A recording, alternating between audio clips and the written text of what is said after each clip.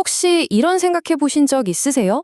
우리가 지금 인류 역사의 아주 거대한 전환점에 서 있다면, 그리고 그 중심에 바로 이 대한민국이 있다면요? 오늘 이 자료를 통해서 인류의 다음 단계를 위해 대한민국과 종교가 어떤 역할을 맡아야 하는지 한번 깊이 파헤쳐 보겠습니다. 시작부터 정말 엄청난 주장이죠.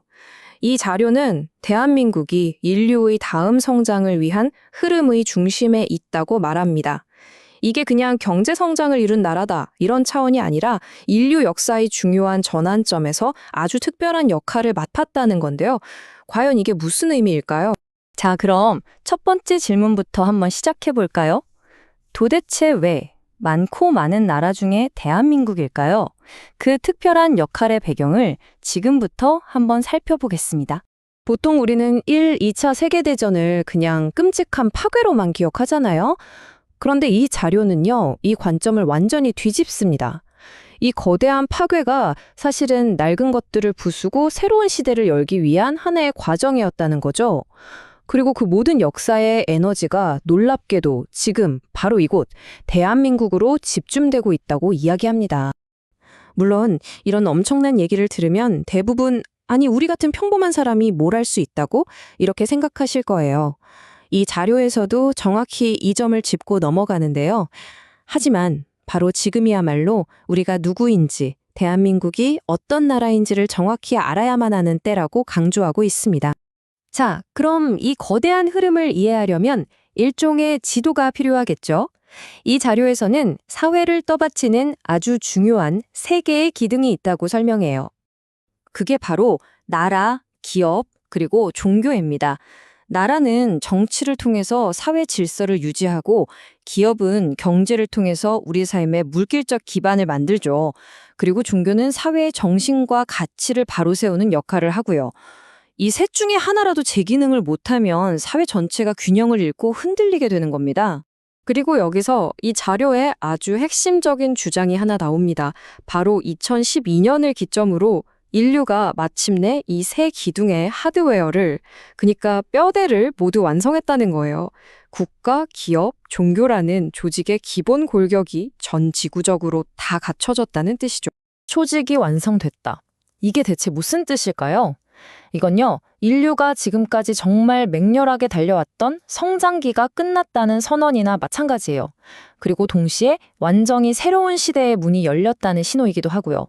자, 이 그래프를 보시면 인류 발전 과정이 한눈에 딱 들어오실 거예요.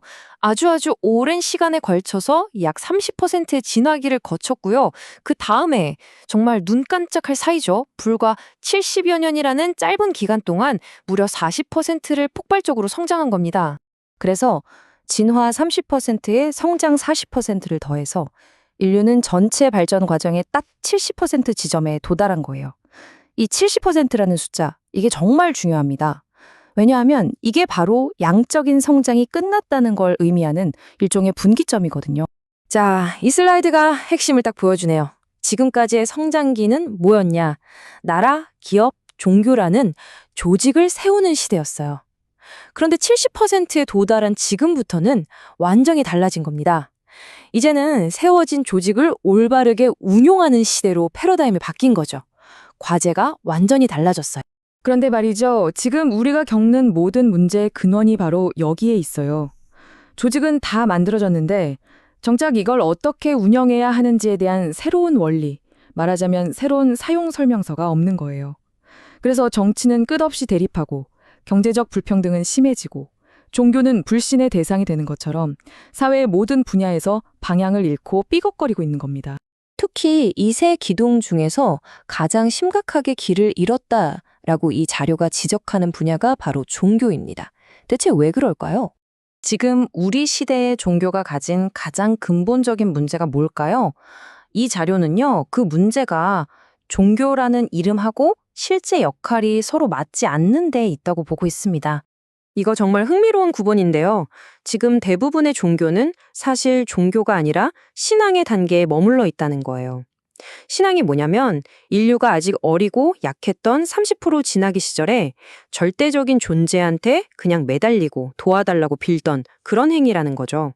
하지만 이제 70% 시대를 맞은 종교는요, 그런 단계를 넘어서서 세상의 근본 진리를 사람들에게 가르치는 역할을 해야 한다는 겁니다. 바로 이 슬라이드가 현재의 모순을 가장 잘 보여주고 있죠.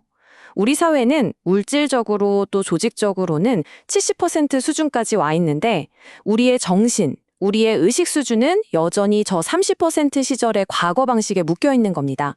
이 어마어마한 격차, 이게 바로 오늘날 우리가 겪는 혼란의 진짜 원인이라는 거죠. 자, 그렇다면 이 새로운 시대의 종교가 되찾아야 할 진짜 의미는 과연 뭘까요? 이 자료가 제시하는 해답, 한번 같이 보시죠. 결론부터 말하면 이제는 무작정 믿고 매달리던 시대를 지나서 공부해야 할 시대라는 겁니다. 과학과 지식이 이렇게 보편화된 지금 신이 뭔지, 인간이 뭔지, 또 어떻게 사는 게 잘 사는 건지 이런 근본적인 질문에 대해서 우리가 직접 탐구하고 배워야 할 때라는 거죠. 그리고 그 역할을 해야 하는 곳이 바로 종교라는 거예요. 종교라는 한자를 한번 풀어보면 그 의미가 정말 명확해집니다. 마루종자는 가장 큰 근본을 뜻하고요. 가르칠 교자는 말 그대로 가르침을 뜻하거든요. 그러니까 종교의 본질은 믿음을 강요하는 곳이 아니라 세상과 인간의 근본 진리를 가르치는 최고의 교육기관이 되어야 한다는 겁니다. 자, 오늘 분석 내용 한번 정리해 볼까요? 첫째, 인류는 70%의 성장을 끝내고 이제 운용의 시대로 들어섰다. 둘째, 하지만 우리 사회의 새 기둥은 이 새로운 시대를 살아갈 사용 설명서가 없어서 흔들리고 있다. 셋째, 특히 종교는 과거 30% 시대의 신앙에 머물러서 제 역할을 못하고 있다. 그리고 마지막으로 가장 중요한 것, 종교의 진짜 역할은 맹목적인 믿음이 아니라 근본을 가르치는 최고의 교육이 되어야 한다. 이겁니다. 그렇다면 마지막으로 여러분께 이 질문을 던져보고 싶습니다. 이 거대한 전환의 시대를 살아가는 지금 우리에게 정말로 필요한 건 과연 뭘까요? 과거의 방식대로 그저 믿기만 하는 것일까요? 아니면 새로운 시대에 맞춰서 근본을 공부하는 것일까요?